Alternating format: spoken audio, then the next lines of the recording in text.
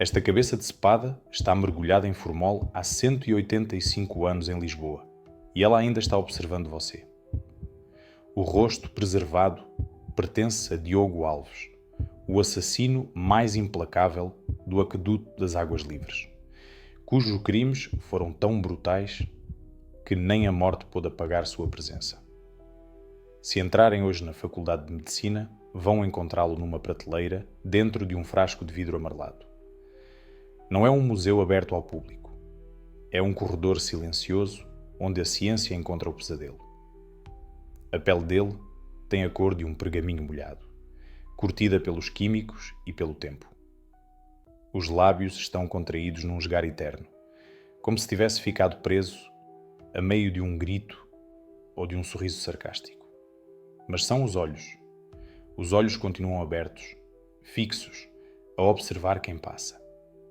Ele não é um boneco. É o assassino mais prolífico da história de Portugal. O homem que transformou o Aqueduto das Águas Livres em Lisboa num matadouro a céu aberto e que, mesmo depois de enforcado, se recusa a fechar os olhos. Bem-vindos ao Arquivo Criminal. Para entendermos este monstro, temos de entender o cenário. Estamos em 1837. Portugal acabava de sair de uma guerra civil sangrenta. Lisboa não era a cidade luminosa de hoje. Era um lugar de sombras, pobreza extrema e instabilidade política. As ruas não tinham eletricidade. Ao cair da noite, a cidade mergulhava num breu absoluto, iluminado apenas por raros candeeiros, a azeite ou gás, onde qualquer vulto podia ser uma ameaça.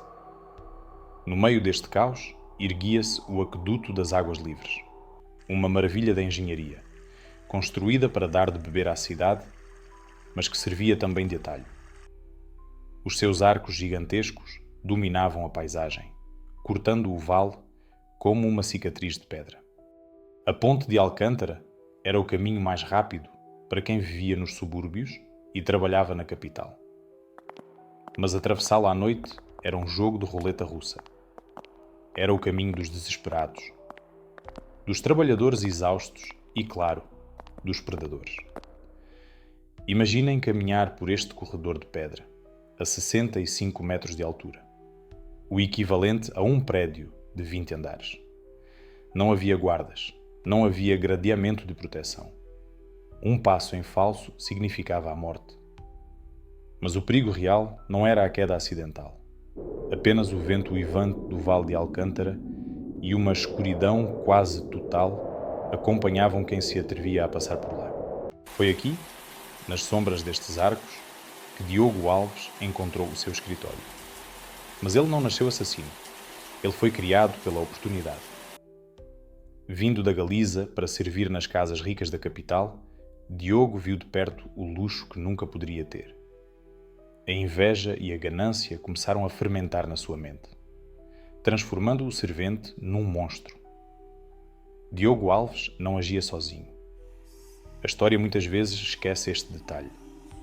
Mas por trás de cada crime havia uma motivação e um nome. Gertrudes Maria, conhecida como a Parreirinha.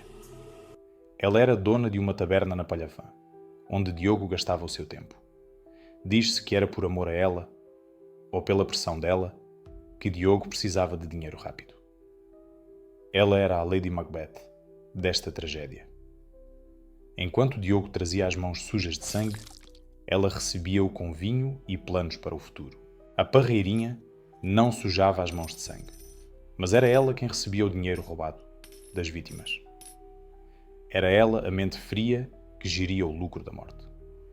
Diogo era o braço armado, a força bruta que executava o serviço sujo no topo do aqueduto. Esta simbiose tóxica entre um executor brutal e uma gestora fria foi o combustível para dezenas de mortes. Esta dinâmica transformou os roubos numa indústria. Eles não matavam por prazer, matavam por lucro. E o aqueduto era a sua caixa multibanco privada. Não havia paixão no crime. Havia apenas uma frieza mecânica. Roubar, matar, repetir. Diogo tinha conseguido uma chave falsa para os acessos reservados. Ele escondia-se nos pilares, paciente silencioso, à espera da presa certa. As suas vítimas eram gente humilde.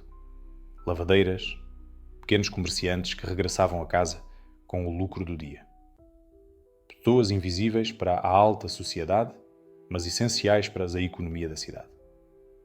O ataque era brutal na sua simplicidade. Diogo surgia da escuridão. Não havia aviso. Não havia passo ao dinheiro. Não havia diálogo. Havia um golpe. O roubo dos pertences e, para eliminar a única testemunha, o empurrão. Imaginem o terror daqueles segundos finais. A surpresa do ataque. A dor do golpe. O chão a desaparecer debaixo dos pés. O grito abafado pelo vento. E depois, o silêncio. Aquele silêncio terrível de quem sabe que ninguém virá socorrer. Lá embaixo, a 65 metros, o impacto era tão violento que tornava monótonas a morte instantânea. E no dia seguinte, quando o corpo era encontrado, a posição dos ossos quebrados contava uma história que a polícia se recusava a ler. Corpos desarticulados, crânios esmagados contra a pedra fria do vale. Uma visão dantesca que se repetia manhã após manhã. Mas como é que isto continuou durante meses? A resposta é revoltante. Preguiça e preconceito de classe. A polícia de Lisboa olhou para os cadáveres e, vendo que eram pobres, rotulou tudo como suicídio. Era a explicação perfeita. Ninguém investigava suicídios de camponeses. Era mais fácil assinar um papel a dizer saltou por vontade própria, do que subir ao aqueduto escuro para caçar um assassino. Mas o pânico instalou-se. O povo sabia. Nas tabernas e nos mercados sussurrava-se que o aqueduto estava amaldiçoado, que havia um demónio nas pedras. Em 1837, as autoridades tomaram uma decisão radical. Fecharam o aqueduto à circulação pedonal.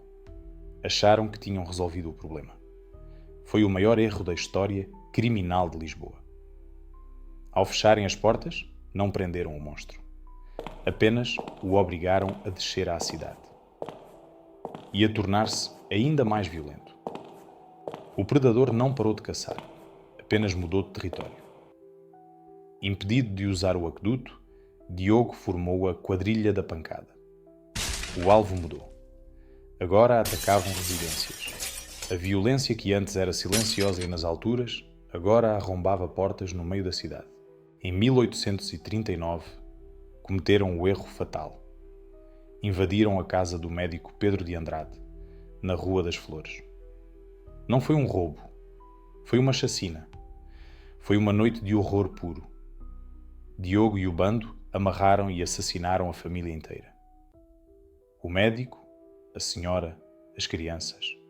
Ninguém foi poupado. O sangue manchou as paredes de uma casa respeitável. A brutalidade chocou a elite de Lisboa. Desta vez, a vítima era gente importante e a polícia não pôde ignorar. Quando o sangue azul se misturou com o sangue do povo, a justiça finalmente acordou.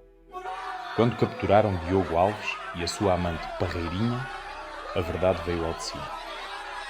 O monstro da Rua das Flores era o fantasma do aqueduto. A cidade ficou em choque.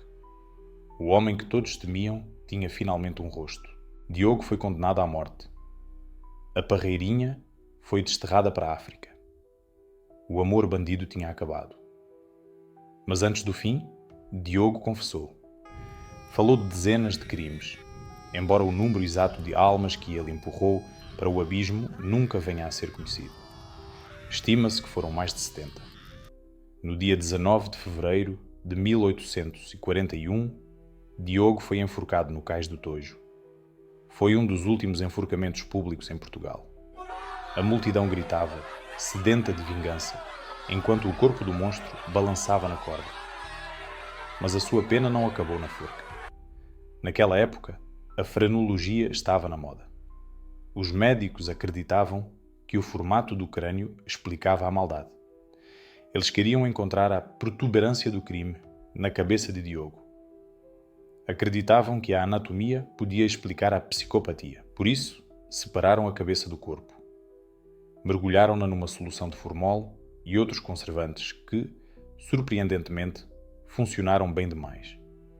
Foi um corte limpo, cirúrgico, separando o homem da sua humanidade. A frenologia provou-se uma farsa.